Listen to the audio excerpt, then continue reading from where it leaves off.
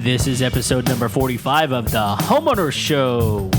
Whether you're DIY or looking to hire, we're here to help you find the best information and options for you and your home. My name is Kevin Hackett, and here with me is Craig Williams. Hello, and welcome to the Homeowner Show. We are glad that you could join us today because we got a good show for you guys. Yeah. We're excited about it. I am. Enthralled even. Well, this is one of those episodes that we've talked about doing this for a while, but we got to kind of have the right season. That's right. Yeah, we need to strike just the right moment. Yeah. Well, we're probably late for that, but we're still in the right season. No, I'd say that's just the right moment for us. Oh, okay. Yeah, we're right on time for the Homeowner Show. Okay, yeah. Well, there you go. So if you haven't yet, go ahead and hit the subscribe button in whatever platform you're using because it's your favorite. You're not going to change. It's True. yours. Exactly. Not even Kevin because his is terrible. He's sticking with it. He's going down with the ship. Well, yeah. It's working so far. It's a matter of pride at this point. Absolutely. But man, we also have some cool episodes coming up. Yeah. And we wanted to make sure and give everybody a heads up of some topics that we've got coming up in case you have questions or comments or even concerns. That, Kevin and Craig, we just really got to talk about your decision-making process. But if they want to start scheduling for us, then by all means. We are looking for one right now. That's right. The pay is meager. But it's not worth it. But it sure would be fun. The accolades abound. Well, yeah, we'd give people a shout out anytime. Well, yeah. For almost anything. Stupid human trick. Just send us the video. We'd love to see it. Yeah. Kevin would love to see it. I'll give you a shout out. So, but man, we've got a mortgage consultant coming on the show. Yeah. We have a financial planner coming on the show. Oh, that'll be good.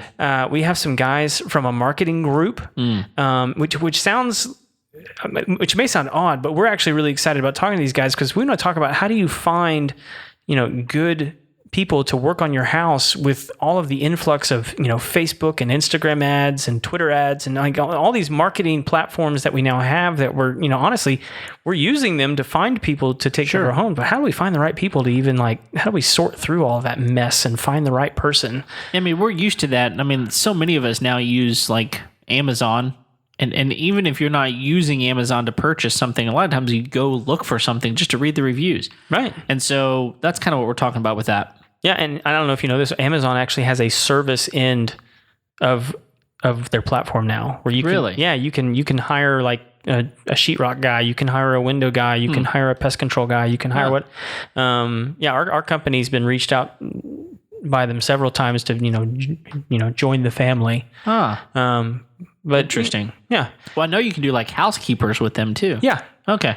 Different stuff like that. And sometimes there's things that you can buy that, you might want someone else to install. Yeah. So they have those people on there as well. Okay. Cool. So anyway, we can go down that rabbit hole some other time. Yes. Today we have our own rabbit hole. We do. I will say though, I'm interested to talk to the mortgage person, but it's just going to be you. Well, we might have a guest host. Okay. So, well, it won't be me. It won't be you. I'm going to be out of town. So, and depending on how good they are, it might not be you when you get back. Totally fine. I'll be an independent contractor with someone else. Well, you could always, jump into that scheduling role. Oh, yeah. That's because that's currently available. And we don't discriminate against beards. So that's good. That's good. Mine's shorter than it used to be. So. All right. So what are we doing? What's been going on with you, man? I mean, you've had a lot going on, man. But you had a fun homeowner week, from what I understand. Man, life happens.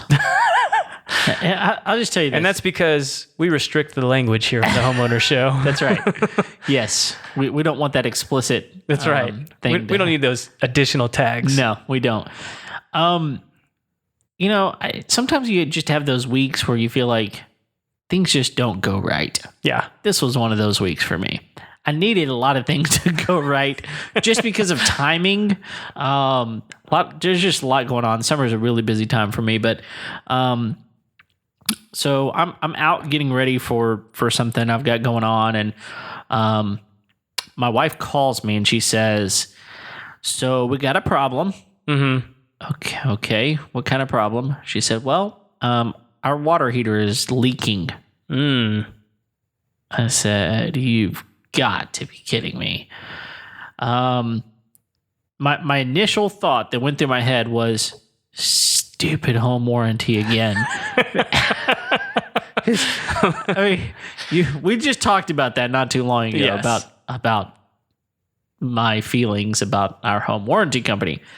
But we still have service for another week. I'm not kidding. We're up. Our contract is up. That's right. In a week. These guys are finished. They're done, and I got a problem. So. Yeah. Although you've made it known now for a few weeks that your home apparently has problems. We're broadcasting this out to the world, and so you may have limited choices as to who's going to warranty your home going forward now. Definitely who's going to buy my home. Who's this, Kevin Hackett? Get out of here. Get out of here. Well, I think this is something that I just kind of want to mention for a moment. I feel like everybody has these problems at some point. Yes. It never is going to happen at a convenient time. Right. Which is one of the reasons you just have to be prepared. If you're choosing to own a home, you have to be prepared to deal with it. Whether or not you're doing that by just having an extra savings, emergency fund or something laying around or something, you need to find a way that if something like this happens, that you can deal with it. Our way of dealing with it, home warranty. So first of all, I'm not at home. I'm a good 45 minutes away, and I've still got a lot going on that day. Which, just real quick, this may actually be a good survey to take from our audience, because from what we gathered, I would say a majority of our listeners own a home. I would think that there are a lot of people that would not listen to our show simply because it doesn't apply to me. So when this episode airs, we should put up a survey. Okay. That, do you have a home warranty? Yeah. And that would be, I would be interested to know the answer to that question. It would honestly be interesting to add something to that. Do you own a home warranty and you're out of the first year of owning your home? Because a lot of real estate agents will add a home warranty just to kind of entice the deal just a little bit. But then after the year, do you get it again? Right. Do you re-up? Exactly. Yeah. That'd be interesting. So anyway, so continue. Just, I'm not going to walk you through the whole saga. I will tell you this though. There are a couple of things that I learned, and it's not something I didn't know. It's just I never had to do this before. I've never had a problem with a water heater before. So I'm trying to coach my wife since I'm not there. I'm like, okay, put me on FaceTime. Let's see if we can see what's happening here. So basically, I'm thankful because a lot of homes around here have their water heater in their attic. Right. And that could sometimes be above their second floor, so that's a pain. Ours, thankfully, we only have 1-story house and it's on the ground level. So that's at least nice. It's air conditioned down there. It's easily accessible. And when a leak happens, it's there. Yeah. So the problem is that we've got a pan underneath the water heater, and it's supposed to drain out of your house by code. Ours doesn't drain out of the house, and you told me that yours doesn't either. Right. A lot of homes don't. They should, but they don't. Which, if anyone listens to the show for any amount of time, it's no surprise that my thing doesn't do what it's supposed to do. Whatever the thing is. Whatever it is. Yeah. It's not going to do what it's supposed to do. No, it's not. Yeah. So she noticed, she hears water, which you shouldn't hear water from your water heater. And she opens it up. Sure enough, the pan is almost overflowing. Keyword, almost. Thank goodness I've got a shop vac close. So she, sucks the water out of there and it just, keeps filling up. So I said, okay, here's what we're going to do. Shut the water off at the valve. She cannot get it to shut off. My wife's not the heftiest, burliest gal. No, she's a little tiny petite thing, and she couldn't get it. I I think she got a little more leverage by getting up higher. She got a step stool and then, was able to finally get it turned off. And we opened up the pressure release valve. And then I kind of, okay, just kind of monitor it, watch it. Well, she had to leave the house. So it's kind of like, okay, we'll do the best we can. So I call the home warranty. Again. And because here's the thing. I've got a week left on this. Water heaters are not inexpensive. I mean, if you just go look at a box store somewhere, a water heater, which we have a 50-gallon water heater, right, and it's natural gas, to replace that, I mean, you're looking at a minimum of $500 to $600, sure, and they're going to go up from there. So I just know I got to use home warranty on this. So I call them. They say, okay, we'll put a rush on this because it's leaking inside your house. It's a problem. We'll put a rush on it. And so I get a text message about an hour later saying someone from this company is going to call you within 3 hours. Well, I never hear from said company. They did, however, tell me, the warranty company told me, you can use your own plumber if you want to. Mm-hmm. It's up to you, but you got to get it reimbursed. It's a whole thing. If it's over a certain amount of money, you're going to have to get it pre-approved, all this kind of stuff. So I immediately thought, okay, well, if I can get this done myself, I'm calling my good friend Ryan Burke. Yeah. We've talked to him on the show. He's an awesome guy and does plumbing really well. Call him and he says, dude, I don't work with home warranties. And I'm like, you know what? I wish I didn't either, but here we are. And so I said, okay, no problem. I'll just wait on this other company. They never called me. So the next day, here's the problem. Amongst everything else, my daughter is having surgery the next morning. Right. So, nothing can happen in a timely fashion. And so I expect they're going to call me the next morning because that night I called their emergency line and I think it was the owner answered actually. And he said, hey, we'll get you someone dispatched early in the morning. We'll get someone out there to take care of you. Okay. I'm home with my daughter from her surgery by 10 o'clock. And no one's called me. I know they've been open a couple hours at least at this point. No one's called me. So I called the home warranty company back and I said, you know what? I'm going to take care of this myself. So I called Ryan back. I said, dude, here's the deal. I got to get this done. It's just, we don't have any hot water. It's probably going to be through the weekend before we can get this done. You got to come help me. He said, sure, no problem. And guys, I'm going to put another shout out for Ryan Burke and the Burke family plumbing because within 2.5 hours of me calling him, I had a new water heater. That's crazy. Yeah. I mean, that's an insanely quick response time. Yeah. And they just did a fantastic job. They came in, immediately looked at it and said, yep, you got a rusted out water heater. It's got to go. The outside looks great because it's in my first floor, Yeah. Looks fantastic. But the inside's rusted out.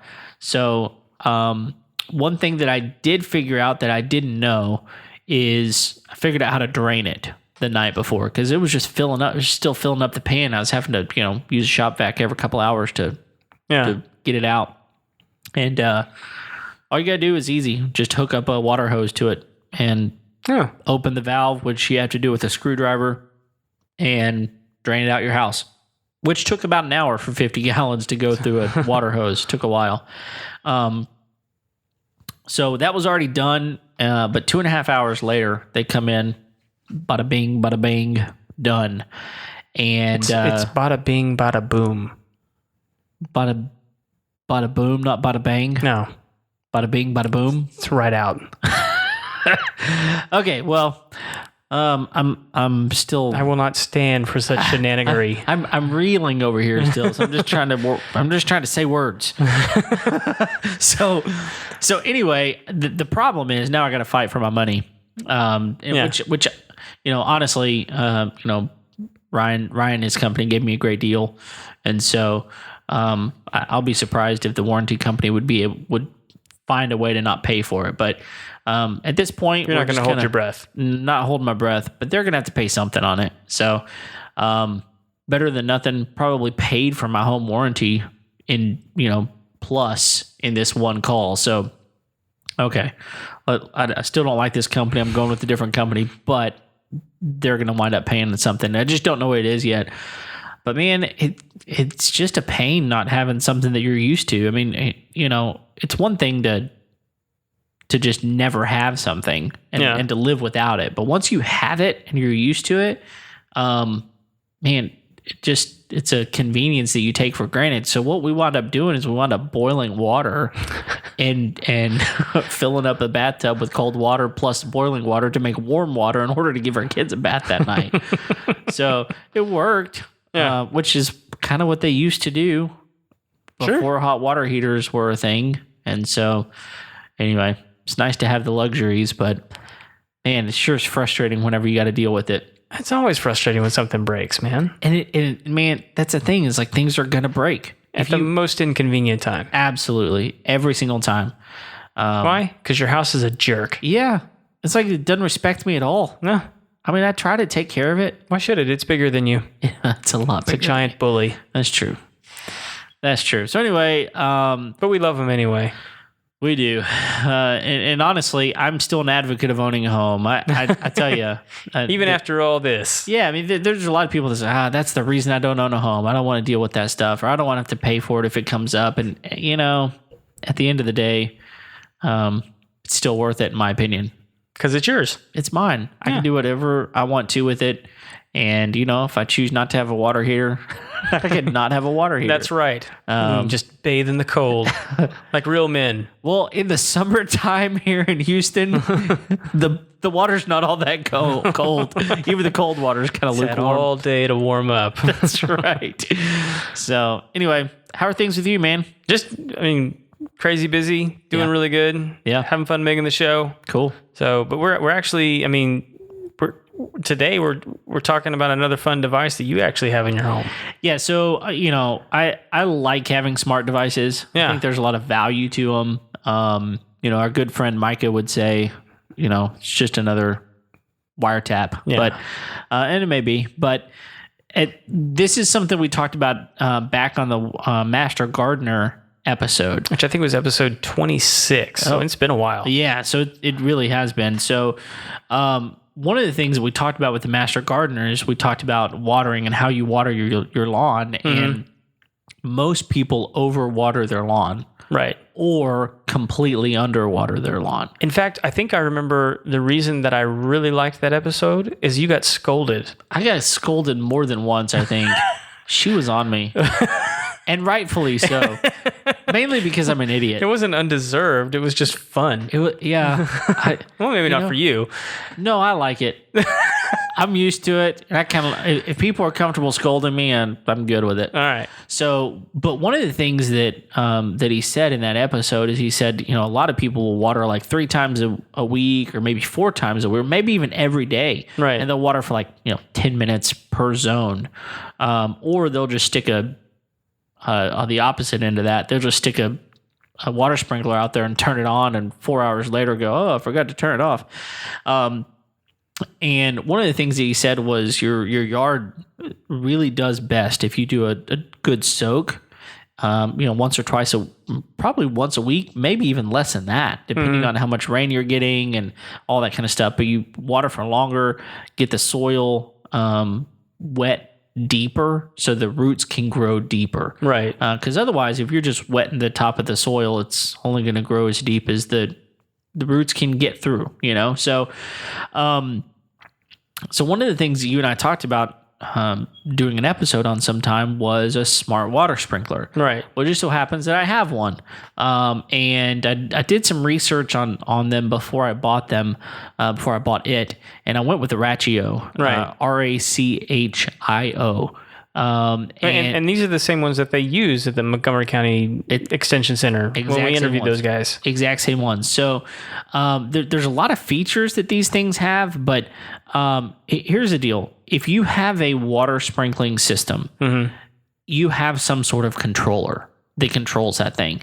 And most of the time, a home builder is going to put in just a regular manual controller, like a Rainbird or something like that. Yeah, and there's nothing wrong with those if you understand what you're doing. If you know your yard, if you know the soil, if you know a lot of different things about your what you're trying to do, then you can schedule it and it's fine. The problem comes whenever you don't have something like a rain gauge that is hooked up to those things, because then your controller has no idea if it's manual, whether or not it should water or not. Right. And what a lot of people do, because I was this person before I bought this, it would rain all night, and then I'd wake up the next morning and my water sprinklers were going. Yep. And I'm like, idiot.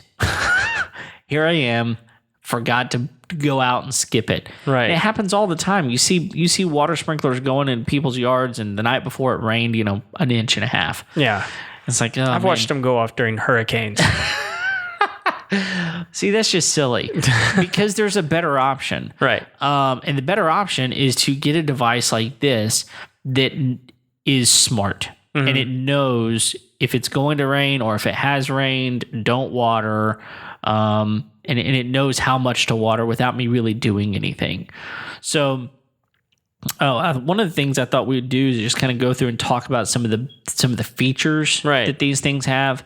And so if you go with just a regular smart controller, something inexpensive, it's probably going to work with any sprinkler system that's out there. They're pretty universal, and it's going to support Wi-Fi. Now, what it does after that, your options are probably pretty limited. The Rachio, on the other hand, has quite a few options. I've got the Generation 2, the second generation one. They've come out since I bought mine with a third generation.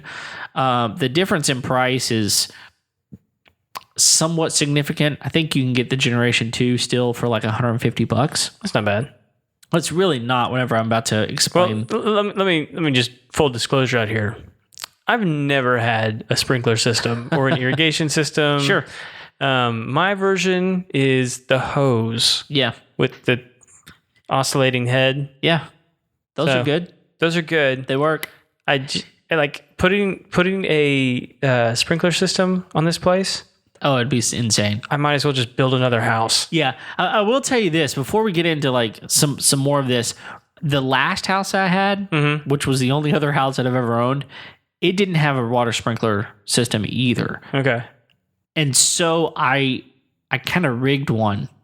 Orbit makes a 4. They make a couple of different zones, but what I had was a 4-zone system, and you just hook water hoses up to it and put your sprinklers out there, and it waters on a timer. Okay. Similar to what just a regular controller would do if you had in-ground. I just would move them around when I needed to move them around. So it worked. It was kind of a workaround rather than having to spend thousands of dollars on an in-ground. But then whenever we moved, our house just happened to have one, which was a little perk for us. Did it already have the smart? It did not. So this is something you upgraded to? This is something we upgraded to. Nice. And so I just really kind of wanted to not have to worry about it. And I didn't want to wake up in the morning and be frustrated at myself because I'm watering whenever we clearly got rain the night before. So the second generation, you can get it for about $150. To go with the third generation, you're talking closer to like $230. Okay. But when we get into some of this, I think you'll see that it's worth it. First of all, you can install these things. I installed it. I'm not super electrically savvy, but I was able to install this thing in about 20 minutes. Okay. It's pretty simple. Does it just plug in the wall? I mean, you take the other one out and you put the new one in, you screw it into the wall, and then there's wires you have to plug into it, and it tells you which ones to do, and they're labeled. It tells you what to do, and it's pretty simple. So one of the things that's nice about it is that you get an app on your phone. Okay. And so with the app on your phone, you really have to have the app on your phone, because if you don't, you can't set the thing up. It has no display on it. It's just a piece of it's just hardware. That's all it is. So you have to have the smartphone to do this. But with that, you get a lot of things. We'll talk about that in later. It is compatible with Alexa, Google Assistant, and there's some other platforms out there that it'll work with. The second generation, the one I have, does not work with Apple HomeKit. But the third generation does. So if you have HomeKit and you're at a HomeKit only home, then you might consider that one just for that reason. That being said, if I understand you correctly, second generation will work with Google, Alexa, what would you say, Nest as well? Yeah, Nest also works with it. So it works with those, but not with Apple. Correct. As far as like their HomeKit. Correct. Third generation does all the previous ones plus HomeKit. Correct. Gotcha. And honestly, I don't really know what that's necessary. Okay. Other than if you want to say, Alexa, start water the lawn. Yeah. Which you can do, or you can tell it to stop. I would enjoy that. Yeah. but really, like, how often are you trying to do that? Right. It's fun once or twice, but then after that, it's like, unless it's really doing something you don't want it to. How hard is it to open up your phone and be like, stop? Right. So anyway, one of the things that this specific one does is it connects to a local weather station. So it's got weather intelligence with regard to rain, freezing. Back up for just a second. Okay. Connects to a local weather station. You're not talking about like Channel 2. No. I'm talking like a weather hub of some sort. And there's various ones. Some cities have multiple weather stations. Some have just one. But you're going to be able to ping a weather station somewhere. Radio stations have them. Airports obviously have them. Right. Lots of different places have these. And it's kind of got them programmed in to say, hey, here's where they are, and it connects to them wirelessly. Which ones? It'll let you pick which one you want. You can pick whichever one you want. And one of the things I will tell you is the one that mine pings is in Conroe. We live in Montgomery, and it's probably 10 miles away. Which honestly, part of you goes, okay, 10 miles is not that big of a deal, but 10 miles can make a huge difference in whether it rains or doesn't rain at your house. Right. So that's one thing that the third generation is better at. The third generation has a little bit better capability of finding a more local weather station, weather hub, and it does a little bit better of pinging exactly where you're at. So its intelligence is a little bit better on the weather side. But it works with, whether it's raining, if it's freezing, it's not going to try to run water through your pipes whenever it's too cold. If the wind is too high and it's just going to blow the water onto the concrete or the road, it's not going to water. And so it just takes it's going to respect the tornado warnings. It is absolutely going to respect the weather in general. Yeah. So that's a really good thing. You can get them in either 8 or 16 zone models. Yeah. Mine, 8 was plenty. We've got 7 zones. So 8 was plenty. But if you've got a larger yard, or if you've got like a lot of flower beds or zones specifically, you might want a 16. And then after that, even regular controllers are either 8 or 16. So you probably have 2 if you have more zones than that. And then they've got a waterproof or like a weatherproof enclosure. So if they're outside, mine's in the garage, but some of these things are actually in a place you can get moisture. So that's helpful. That's kind of what the second generation offers. Now the third generation has a few other things. So I already mentioned the weather capabilities are a little bit enhanced, and also they're easy connectors for the wiring, which it is easy. You just literally slip them into the connector and it locks into place.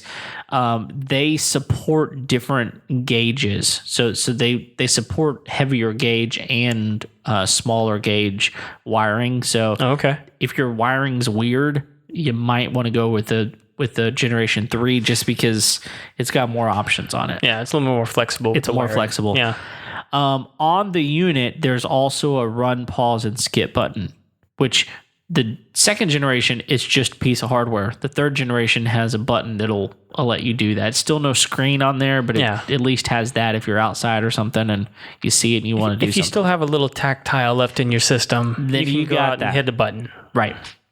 And I mentioned that it works with HomeKit as well as the other platforms. But here's where it really gets interesting.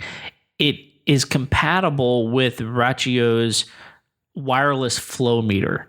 Now, if you don't know what a flow meter is, then you're in good company because I didn't know what this thing was either. But you can, for an additional piece of hardware, you can get this wireless flow meter, but it does some pretty cool things. The first thing that it does that I think is hugely helpful is it's got leak detection and blockage notifications. So if you've got a blockage or a leak in your system somewhere, it's going to go, wait a minute, you're pushing more water than you normally do, and it's going to notify you. Or you're not pushing enough water in order to do what you're supposed to do, and it'll send you a notification. And that's whenever you call, I forgot his name, the guy that we did leak detection with. Oh, Jim. Yeah, Jim. Call Jim, and he'll tell you where the leak is. You can get that thing fixed, and then you're not waiting, months before you figure out what's going on. Yeah, it's Jim over at JC's Leak Detection. That's it. Yeah. That's it. So it's also got a low flow leak detection. Again, if it's just a very small leak, but you're still getting a leak, it's still able to detect it. So it's kind of a cool feature. It's also got instant zone shutoff that's triggered by leak detection. So if you get a leak, it's immediately going to shut that zone off, and it's not going to start again until you tell it start. Okay. So that's kind of a feature that, again, if you've got a leak, the problem with regular controllers is it's still going to try to push water through there. Mm-hmm. And if it does, you're just wasting water, and you're probably creating a bigger problem than you had, because leaks are a lot bigger problem than just, I've got a hole in my pipe. Yeah. I mean, you can create foundation issues. Lots of things can happen with leaks. So ruin your lawn with a bad leak. Absolutely, you can. And a lot of people, we've got a lot of these sago palms in our yard, which are kind of small palm trees. They're only a couple of feet tall. Yeah. But those things can be like $400 or $500 a piece. From what I understand, they're very expensive. But those things, again, you get too much water to some of these things, and it's really expensive for a plant designed to stab you in the eye. And they do that often. Yeah, they're the worst. They kind of look pretty though, so we didn't dig them up. Also because they were in defense mode. Yeah, no kidding. You can't get in there. The other thing that it says that it has as a feature is precise outdoor water usage monitoring. So basically, it's going to tell you this is how much water you're using through your sprinkler system. And the reason that I can see that would be helpful is so you get a bill all of a sudden from the water company, and you're going, this is a lot of money. Yeah. You can at least look at your water sprinkler system and go, oh, we watered a lot last month. I did that. Yeah. And so you can kind of have an idea of, okay, if I want to be smart about how I monitor how I do all of this with my sprinkler, you have an idea. Now, again, this flow meter is pretty much all related to leaks, but it is an additional piece of hardware. But the second generation, you can't add it on. You have to have the third generation in order to add that on. Yeah. So like with the flow meter and the weather synchronization, and all this kind of, like, does it have where you can adjust it for your lawn? Meaning, say it rains 2 inches, right? Yeah. And you're like, well, that's not quite enough water for what I wanted to put down. I still want you to go ahead and do this. Absolutely. So, but like, look, if it hits 3 inches, then we're no go. Sure. You could be as specific as that. Well, so now we're getting into how this thing functions from the app perspective. Okay. So you download the app, you set up a login, all that kind of stuff, and immediately it's going to find out, oh, you've got an 8-zone second generation, so it knows exactly what you've got. And so it starts taking you through a setup process. You need to have a little bit of time. I think it took me about 30 minutes to set this up, and you need to have a little bit of information with you. So the first thing it does is it goes through and it says, okay, you've got 8 zones, but you've only got, like for us, we've got 7 zones plugged in. So it starts asking you in every single zone what you have in that zone. So for instance, for us, zone 1 is grass.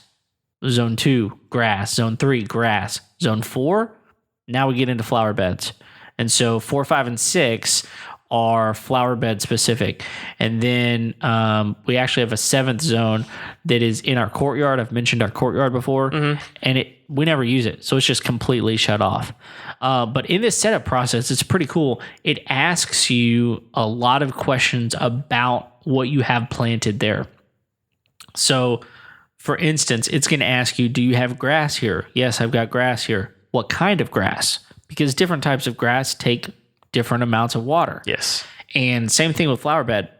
It'll ask you, okay, you've got a flower bed. I understand that. But like, is this full sun flower bed stuff, or is it, shaded? And how much water does it actually need based on what you have planted there? So again, with your regular controller, you don't have this option. It's either on or it's off. And you set it to do a certain amount based on how much you think it should have as far as the water goes.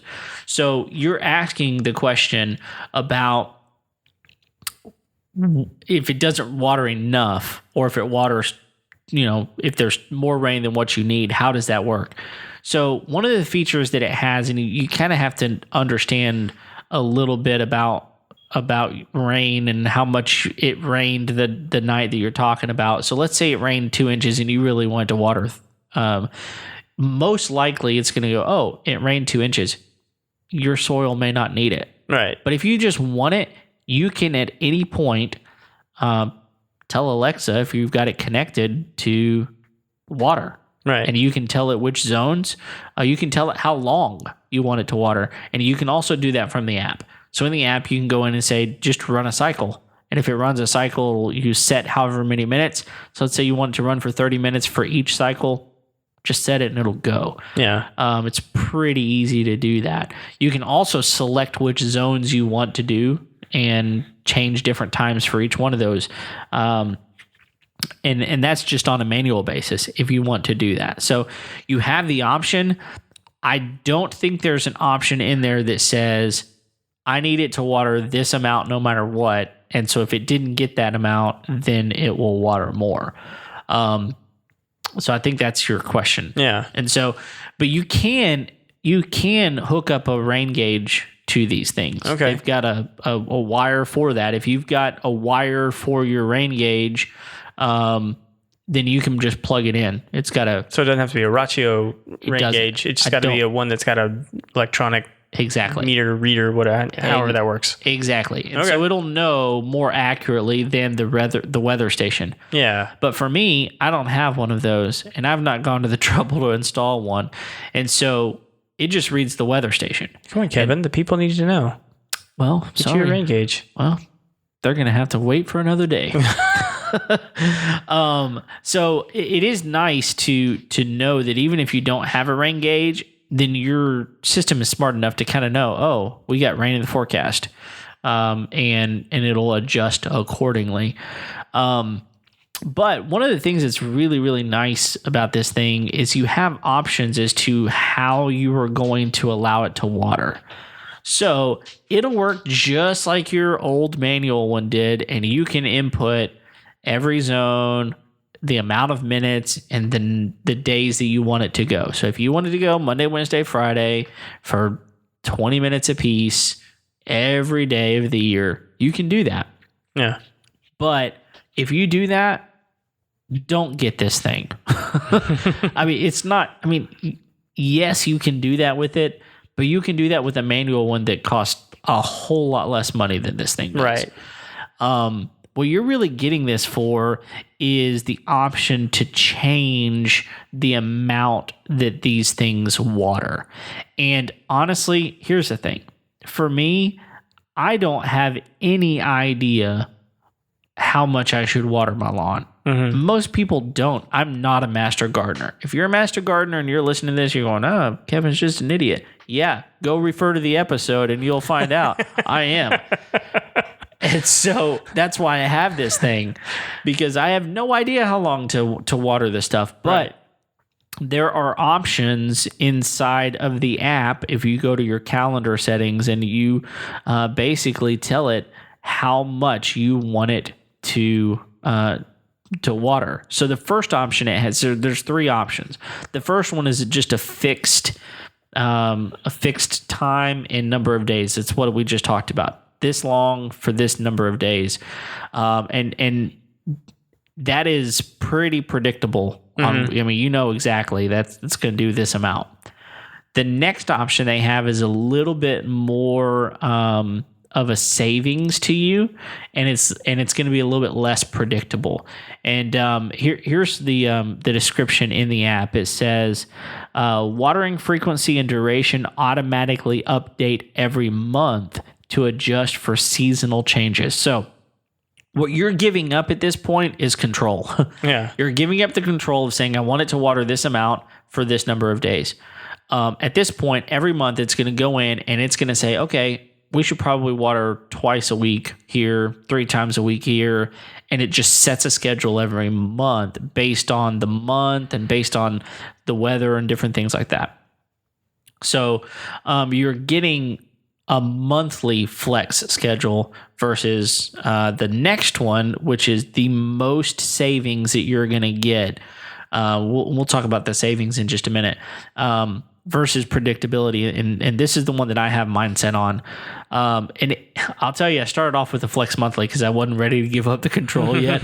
But I went to the Flex Daily, and here's what it says as far as the description goes. Zones are watered independently based on weather and zone settings. Watering frequency changes dynamically from day to day, and it requires advanced zone configuration. So whenever you're going and you're setting all of the zones up, this is where you have to put in what type of grass you've got, what type of soil you've got. You know, is it flowers or, you know, what are you watering? So it'll say, listen, today your flower beds don't need watered, so we're not going to water it. Yeah. But your grass, it needs watered, and it needs watered this amount.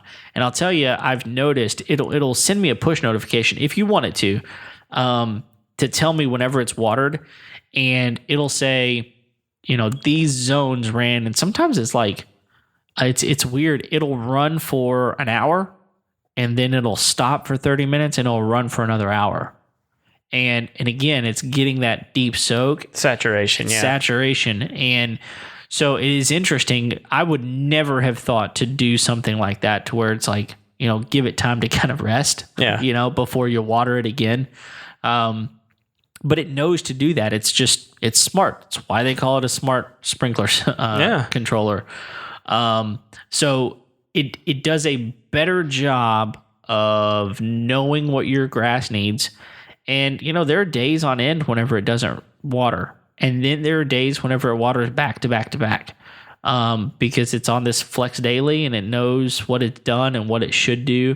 And it's pretty amazing. Yeah. Honestly. So there are other things that you can do within the app. I mean, it's got a weather forecast, and you can tell it, you know, to run, or if you want it to skip, it tells you when the next. So for mine, right now, it tells me that it's going to be a week before it waters again. Okay. And part of that is because it's looking at the rain. Been a terribly wet summer. It's been really wet for us, and the other thing is it always seems to water sometime between the hours of 1 and 4. Like in the afternoon or? In the morning. In the morning. Okay. That makes a lot of sense. It does make sense. A lot of people think, oh, it's really hot outside, I should water my grass if you want to burn it. Exactly. So that's not a good idea. Again, I don't have to worry about when it does it. It knows when the best time is. Sometimes it'll do it earlier. Sometimes it'll do it later. It's interesting. It's different every single time. But So when I mentioned savings, so this is really interesting to me. So before I put this in, our water bill in the summertime, honestly, our water is really not all that expensive, but we would regularly have $100, $110, $115 water bills in the summer. Sure. Which is there's probably some people out there going, dang, that's really cheap.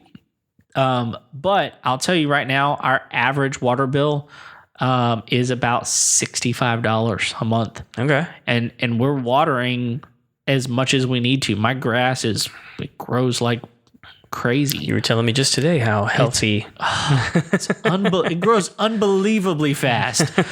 And so, that's a savings of like $40-$50 a month that I'm getting out of this thing.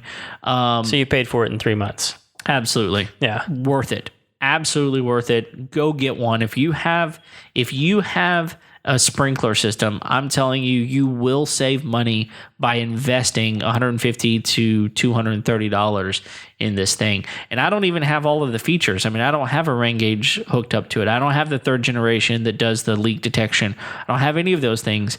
I'm sure that at some point again, you're 4 or 5 months into that thing, and you've potentially got more options than what I've got with mine. So, let me run this scenario by you. Yeah.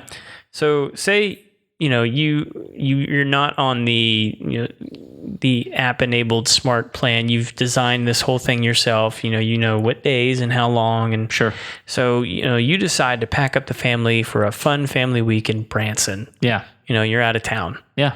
And you get up, you're having your morning coffee. You're going to see Shoji Tabuchi. Something, I don't know. you're on your phone. Yeah. You're, checking to see if people still like you on Facebook or something. Yeah. And you open the weather app. Yes. And you look at home and you're like, oh my gosh, the bottom's about to drop out. It's going to be raining all week that we're gone. Good thing we plan to be gone out of town, but oh my gosh, I'm supposed to be watering my lawn this week. Yep. Can I turn it off right there? Yes. From my phone? Yes. When I'm in Branson? Anytime you want to. That's fantastic. It is. And honestly, I mean, here's what's crazy. I look at the app right now and it tells me that in my first zone 1, it tells you what my current soil moisture is based on how much it's rained and how much it knows it waters. Yeah. It's currently at 35%. And it was last run on July 12th, and it's next going to run on July 24th. I tell you what would be a cool feature for these things to have, and maybe they may already be working on this, but if you're not, here's a good idea for you, Rachio. You just tell me what the moisture level is in the soil. Yeah. Like if you actually had like a physical device that you could stick in the ground. Yep. That would actually give you that data as well as like the pH levels. Yeah, that'd be cool. Man. Yeah, because right now, for us, and I don't know what the options are across the country, but for us, you can take a soil sample and send it off to Texas A&M. Yeah. And get that information. It's going to take you a couple of weeks, but they'll give it to you. But they'll give it to you. They have big fun with that. Absolutely. But yeah, I mean, my zone 2 tells me I've got 58% moisture, and I don't know what the difference is. I don't know why, but it knows. And stick its finger in there. That would be yeah, exactly. That would be a really cool feature, though. Yeah. Getting that, that's, additional data is always helpful. More data gives even if you don't know what to do with it. It's like, I know what it is. Yeah. I don't know how that's helpful, but the Rachio does. Right. And it changes when it waters.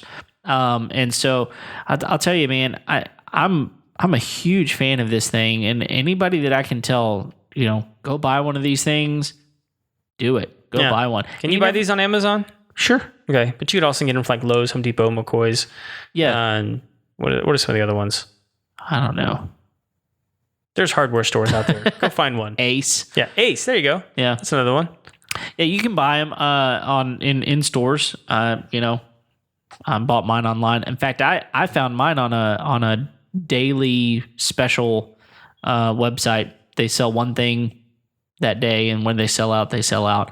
I think I got mine for, I think it was about $150, but that was back whenever there wasn't a third generation out. Yeah. And I think it was like more like 200 at the time. So I saved $50 on it.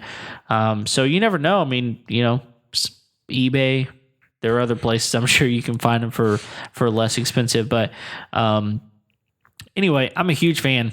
Yeah. I'm a supporter. Sounds like it, man. Yeah. I don't know that I'm a big fan of eBay, though. Okay. They used to be different than they are. Yeah. Used to, anybody could sell stuff, and you still can, but... I mean, it's like the internet equivalent of a flea market. Yeah. I don't like it. And it's been taken over by people that are companies. And I like flea markets. Really? But I don't like eBay. Okay. I'll sell stuff on there. But I bet you don't sell stuff at flea markets. Not regularly. I don't have like a booth. I'm just kind of like walking around wheeling and dealing. Dude, you have a lot of stuff here you can sell at a flea market. I'm looking around. I see stuff. It's all mine. It's not going anywhere. Yeah, there you go. Well, do you have any other questions? I mean, I'm the one that owns this thing, so I'm afraid I missed something. I learned everything I need to know about my Branson trip. Shoji Tabuchi. That's all I need to know. He's got a pool table in the boys' bathroom, so go check it out. And he plays a mean fiddle. Is that somebody's name? Yes. Okay. Shoji Tabuchi. Is it made up? No, it's his name. His mama and daddy named him that? I guess you can market anything you want to, but I'm pretty sure he didn't intentionally market himself as that. I don't know. I'm not going to forget that. Probably not. But he's a fiddle player? Yeah. With a pool table in the boys' bathroom? Yes.